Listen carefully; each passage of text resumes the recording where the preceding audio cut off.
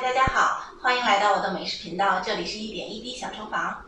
今天我们来分享塔塔酱的做法，这是一道西式的经典万能蘸酱了，可以搭配各种海鲜、炸物、三明治、沙拉、汉堡。食材：蛋黄、洋葱、欧芹、盐、黑胡椒、酸豆、苹果醋、蛋黄酱、酸黄瓜、芥末酱。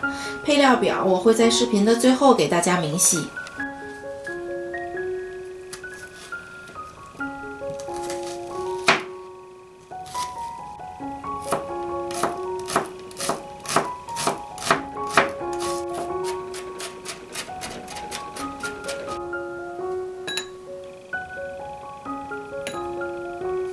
加一点盐，腌制10分钟。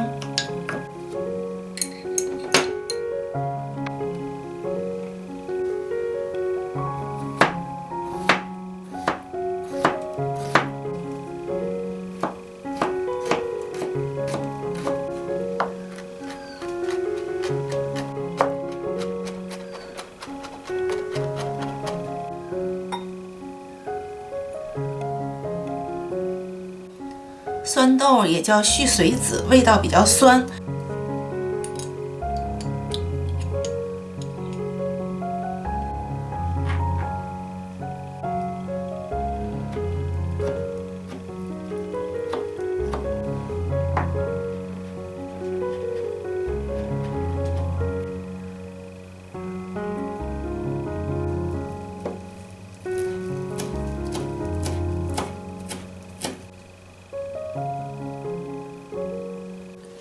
洋葱挤干里面的水分，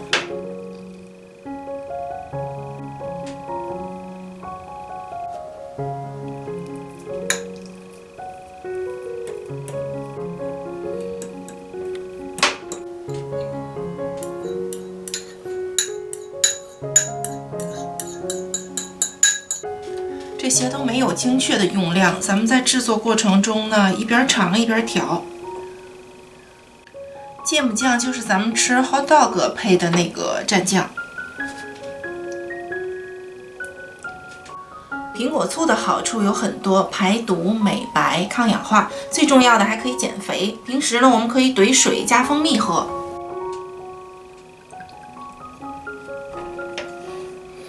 然后加盐和黑胡椒。